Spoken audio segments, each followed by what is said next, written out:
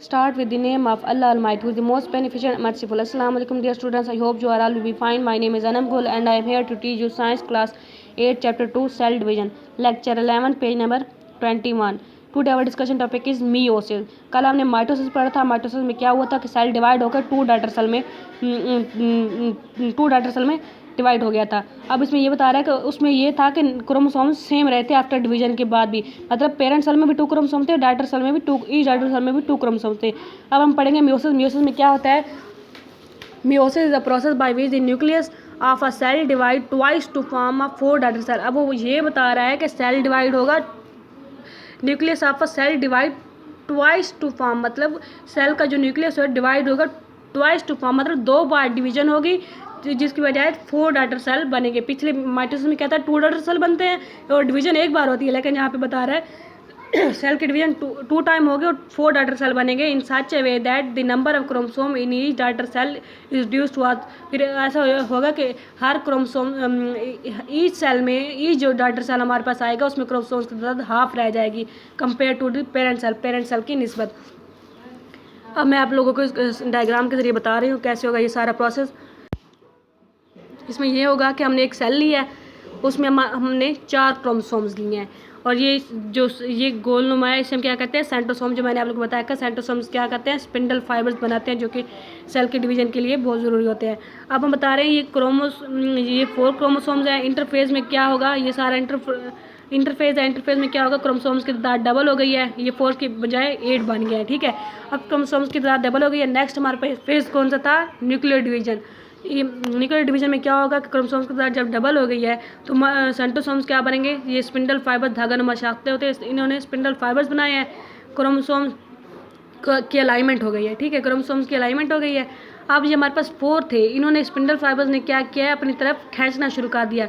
अब 2 इसकी तरफ चले गए हैं सेंट्रोसोम्स की तरफ और 2 इधर. अब वो बता रहे हैं नेक्स्ट प्रोसेस में क्या होगा? सेल क्या करेगा? अपने आप को क्लीवेज बनाएगा, अपने आप को पिंच करेगा. तो पिंच ड्यूरिंग इस दौरान क्या होगा कि 2 क्रोमोसोम इस सेल में चले जाएंगे और 2 क्रोमोसोम इसमें चले जाएंगे. तो नेक्स्ट फर्दर डिवीजन होगी तो क्या होगा कि 2 डाटर सेल बन जाएंगे ना, तो उसमें हर सेल में 2 क्रोमोसोम्स हैं. फिर वो बता रहे हैं नेक्स्ट फर्दर डिवीजन होगी. इसे हम ये वाला हमारा सारा प्रोसेस था. माइटोटिक 1 डिवीजन हो रही है, मतलब माइटोटिक 1 डिवीजन है. पहली बार सेल डिवाइड हो गया है. उसमें क्या था कि हमारे पास 8 क्रोमोसोम्स थे. 4 स्पिंडल फाइबर्स क्या 4 एक साइड पे ले गया, 4 एक साइड पे. नेक्स्ट सेल के डिवाइड हुआ और ईच क्रोमोसोम हर एक के पास 4 थे. ठीक है, 4 क्रोमोसोम्स थे. तो अब वो कह रहा है फर्दर डिवीजन होगी, दोबारा उसको डिवाइड करेंगे. सारा प्रोसेस वही होगा. इन्होंने दोबारा फर्दर डिवीजन होगी, माइटोटिक 2 डिवीजन होगी. ठीक है, इंटरफेज का प्रोसेस नहीं होगा. इंटरफेज में तो वो दोबारा डबल हो जाएंगे, लेकिन इसमें माइटोटिक 2 डिवीजन होगी. माइटोटिक 1 डिवीजन में क्या था कि 8 से 4 आ गए. अब इनकी फर्दर 4 की माइटोटिक 2 डिवीजन होंगे, स्पिंडल फाइबर्स बनेंगे और इसी तरह यहाँ पे इनकी स्पिंडल फाइबर्स बनेंगे और स्पिंडल फाइबर्स इसी तरह इनको सेपरेट कर देंगे. और इस सेल में हर सेल में 2 डाटर सेल और इनसे फर्दर 2 डाटर सेल बनेंगे. ठीक है, इनमें सारा प्रोसेस ये वाला प्रोसेस रिपीट होगा. ये वाला इनमें स्पिंडल फाइबर्स बनेंगे इसी तरह यहाँ पे जैसे ये 4 हैं, ये इसको कट कर दें, ये 2 बच जाएंगे. तो ये क्या होगा कि ये वाला सेल इसमें स्पिंडल फाइबर्स इस तरह बनेंगे. अब ये 2 क्रोमोसोम थे, यहाँ पे भी 2 क्रोमोसोम्स हैं. अब यहाँ से न्यूक्लियस से डिवीजन होगी, न्यूक्लियस से और एक यहाँ पे एक क्रोमोसोम सेपरेट हो जाएगा. मीन्स एक क्रोमोसोम इधर आ जाएगा, एक क्रोमोसोम इधर, एक इधर.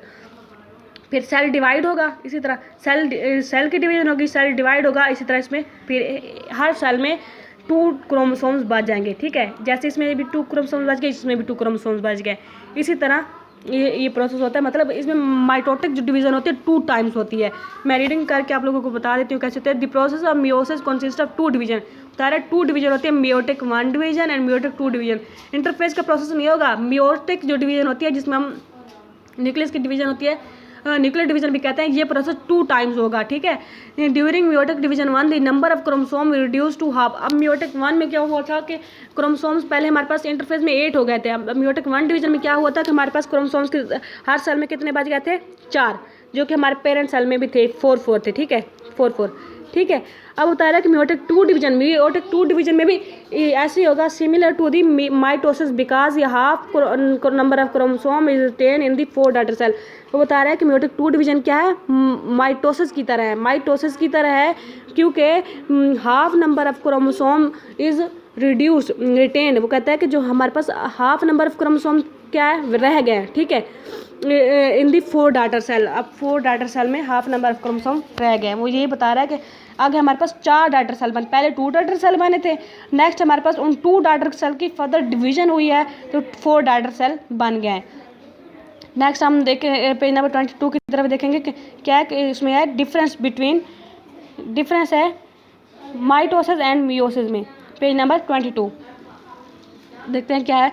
During mitosis 2 daughter cells are forms from parent cell. वो बता दिया था कि माइटोसिस में क्या होता है, पेरेंट सेल से 2 डॉटर सेल बनते हैं, और मियोसिस में क्या होता है, पेरेंट सेल से 4 डॉटर सेल्स बनाए हैं हमने। 2 बार डिवीजन हुई है, mitotic 1 division and meiotic 2 division. तो इसमें ये है during meiosis 4 daughter cells are form from the parent cell, ये भी हो गया। नेक्स्ट 2 है the number of chromosomes in the daughter cell remain the same as in the parent cell. वो बता रहा है कि पेरेंट सेल में भी 2 क्रोमोसोम्स थे और डॉटर सेल में भी 2 थे, मतलब number of chromosomes remain same रहे हैं।